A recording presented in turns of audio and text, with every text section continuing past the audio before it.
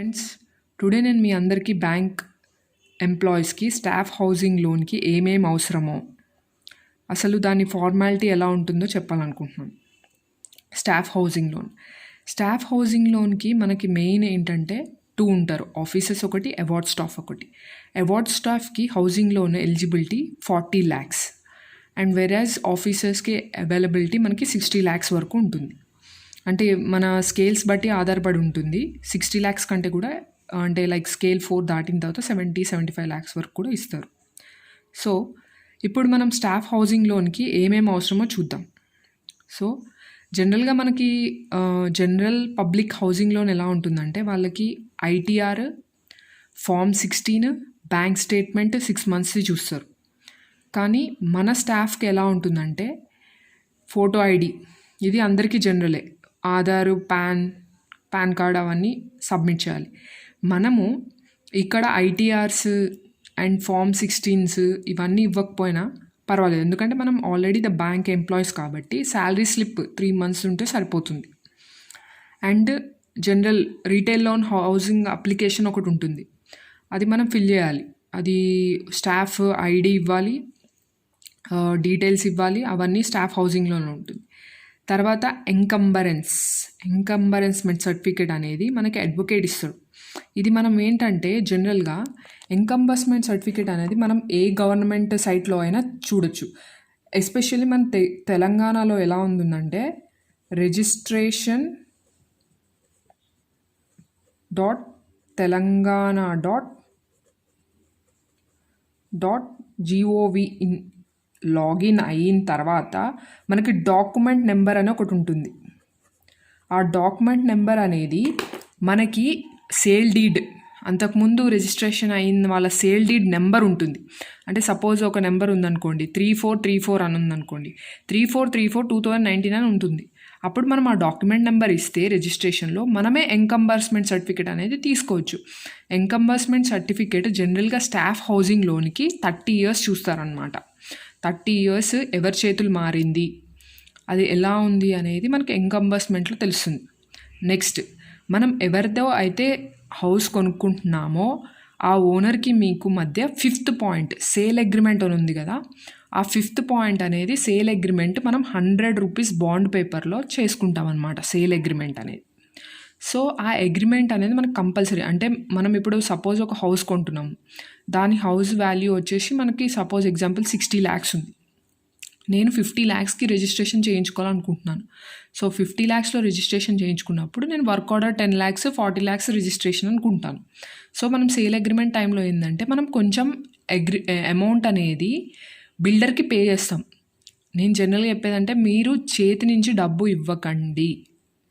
మనకి ఏంటంటే ఎప్పుడైనా కానీ త్రూ బ్యాంక్ అకౌంట్ మనము ట్రాన్సాక్షన్ చేస్తే ఒకవేళ ఏదన్నా కేసులో మనకి లోన్ రిజెక్ట్ అయినా లేకపోతే ఏదైనా డబ్బు అరేంజ్ కాకపోయినా వాడు రిటర్న్ ఇవ్వడానికి మనం హ్యాండ్ ఇస్తే ప్రాబ్లం అవుతుంది. అదే త్రూ అకౌంట్ అనుకోండి మనం రివర్స్ చేయించుకోగలుగుతాం. సో నా సజెషన్ ఏంటంటే సేల్ అగ్రిమెంట్కి వెళ్ళినప్పుడు ఎప్పుడు కూడా you mention the tran ID, check number and the amount you have transferred, the date also. ఓకేనా? ఇలా ఉంటే మనకి ఏంటంటే సేల్ అగ్రిమెంట్ క్యాన్సిల్ అయినా రిటర్న్ అయ్యే ఛాన్సెస్ ఉంటాయి అన్నమాట. సో బెటర్ సేల్ అగ్రిమెంట్ చేసేటప్పుడు ఎవరైనా కూడా సేల్ అగ్రిమెంట్ అమౌంట్ ఎంత ఇస్తున్నారో దాన్ని ఆన్లైన్ ట్రాన్సాక్షన్ మెయింటైన్ చేయడం అనేది చాలా ఇంపార్టెంట్. అండ్ ఇంకొక పాయింట్ ఏంటంటే ఇప్పుడు నువ్వు సేల్ అగ్రిమెంట్ చేసిన తర్వాత మనకి 2 అగ్రిమెంట్స్ ఉంటాయి సేల్ అగ్రిమెంట్లోనే. నువ్వు వర్క్ ఆర్డర్ చూపించుకోవాలనుకుంటే ఇప్పుడు సపోజ్ నేను చెప్పింది 50 lakhs మొత్తం అమౌంట్ తీసుకుంటున్నావు. 40 lakhsలో మీరు రిజిస్ట్రేషన్ చేయించుకుని 10 lakhs మీరు వర్క్ ఆర్డర్ చూపించుకోవచ్చు. ఇప్పుడు సపోజ్ ఎగ్జాంపుల్ సేల్ అగ్రిమెంట్లో 40 lakhs రిజిస్ట్రేషన్,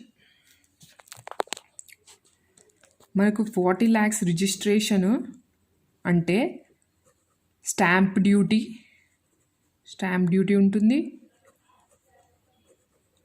ట్రాన్స్ఫర్ ఉంటుంది, ఇవన్నీ కలిపి మనకు అరౌండ్ 6% ఉంది. అంటే 2.4 lakhs మనం రిజిస్ట్రేషన్ ఛార్జెస్ కట్ చేస్తాం రిజిస్ట్రేషన్కి. రిజిస్ట్రేషన్ ఛార్జెస్ అంటారు. మనం స్టాఫ్ హౌసింగ్ లోన్లో 2.4 lakhs అనేది రిజిస్ట్రేషన్లో కూడా చూపించుకోవాలి. అంటే ఇప్పుడు నీకు 50 lakhs అయింది టోటల్, 40 lakhsకి రిజిస్ట్రేషన్, 10 lakhsకి వర్క్ ఆర్డర్ ఉంది. సో వర్క్ ఆర్డర్ అనేది మళ్ళీ సెపరేట్గా మనం అగ్రిమెంట్ చేయించుకోవాలి. అది కూడా 100 rupees బాండ్ పేపర్ పైన చేస్తారు. సో ఆ 50 lakhsలో నువ్వు 40 ఏమో రిజిస్ట్రేషన్కి వెళ్తున్నారు, 10 వర్క్ ఆర్డర్కి వెళ్తున్నారు. నీకు ఎంతకైతే మీరు రిజిస్ట్రేషన్కి వెళ్తున్నారో అంతకి 6% రిజిస్ట్రేషన్ ఛార్జెస్ పడతాయి. అప్పుడు మీ ప్రాజెక్ట్ కాస్ట్లో ఈ 2.4 lakhs కూడా యాడ్ చేయొచ్చు. అంటే 52.5 lakhs అని చెప్పుకోవచ్చు అనమాట. సో ఆ 52.4 lakhs మీకు కాస్ట్ పడ్డట్టు. మీకు బ్యాంక్ ఎంప్లాయీస్ కాబట్టి మీకు 10% ఆఫ్ ద మార్జిన్ ఇస్తారు. అంటే టోటల్ అమౌంట్ మీకు సపోజ్ 52.4 lakhs అయిందనుకోండి, మీరు ఇందులో 10% అంటే సపోజ్ 52 lakhs అంటే 5 lakhs మీరు పెట్టుకోవాలి. మిగతా 90% బ్యాంక్ ఇస్తుంది. Bank will give you 90%, 10% margin మీరు పెట్టుకోవాలి. అదే బయట వాళ్ళకైతే 85% బ్యాంక్ ఇస్తుంది, 15% మనం పెట్టుకోవాలి. అంటే it depends upon the PSB banks. ఒక్కొక్కరిది ఒక్కొక్క పాలసీ ఉంటుందన్నమాట. సో మీకు ఇప్పటివరకు అర్థమైంది కదా. Next credit information. Credit information అంటే ఏంటంటే మీకు ఎన్ని అప్పులు లైక్ లయబిలిటీస్, ఎన్ని అసెట్స్ అంటే ఆస్తులు ఏమున్నాయో మీరు మెన్షన్ చేయాల్సి వస్తుంది ఆ హౌసింగ్ లోన్ అప్పుడు. అంటే ఇప్పుడు మీకు ఉన్న లయబిలిటీస్ అండ్ అసెట్స్ ప్రకారము మీకు జనరల్గా కేటగరైజ్ చేసి ఎంత ఉందో దాని హౌసింగ్ లోన్లో మీకు యాడ్ చేస్తుంది. ఫర్ ఎగ్జాంపుల్ నాకు సిఓడిఎస్టీ అంటే పర్సనల్ లోన్, సపోజ్ నేను పర్సనల్ లోన్ 3 lakhs తీసుకున్నాను. సో అది మీకు లయబిలిటీ అవుతుంది. నాకు అంతకుముందే నేను ఒక ల్యాండ్ కొనుక్కున్నాను 10 lakhs పెట్టి, సో అది మీకు అసెట్ అవుతుంది. సో వాళ్ళు ఎలా క్యాలిక్యులేట్ చేస్తారంటే 10 - 3 7 lakhs మీ హ్యాండ్లో ఉంది. అంటే నేను ఇందాక చెప్పాను కదా 10% మీరు పెట్టుకోవాలి. సో మీరు పెట్టుకోగలరా లేదా అనేది మొత్తం డీటెయిల్స్, బ్యాంక్ లోన్స్ కానీ, మీ షేర్స్ కానీ, మీ ఎల్ఐసి పాలసీస్ కానీ అన్నీ కూడా క్రెడిట్ ఇన్ఫర్మేషన్లో అడుగుతారనమాట. Next credit report. Credit report ఏంటంటే మీ పర్టికులర్ మేనేజర్ మీ పర్ఫార్మెన్స్ బాగుందనో కానీ, లేకపోతే మీ అమౌంట్, మీ బ్యాలెన్స్లు అన్నీ నీట్గా మెయింటైన్ చేస్తున్నారా ఏమో కానీ అన్నీ కూడా క్రెడిట్ రిపోర్ట్లో మేనేజర్ సార్ మీకు చేస్తారు. Next valuation. Very very important is valuation. మీరు ఒక ఇల్లు కొనుక్కుంటున్నారు, దానికి హౌసింగ్ లోన్ ఇవ్వాలి అంటే మెయిన్ ఇంపార్టెంట్ 2 points. ఒకటి 9th point అడ్వకేట్ రివ్యూ, ఒకటి 8th వాల్యుయేషన్. ఒకటి అడ్వకేట్ మీకు ఇచ్చే దాన్ని బట్టి, అంటే advocate will see the encumbrance, 25 years encumbrance చూస్తారు. 4th point అని చెప్పాను. ఆ 25 years ఎంకంబర్స్మెంట్ చూస్తారు. అండ్ దాన్ని బట్టి ఆయన ఎవరెవరి చేతిలోంచి మీరు తీసుకున్నారో దాని రిలేటెడ్ ఫ్యామిలీ సర్టిఫికేట్ అడుగుతారు.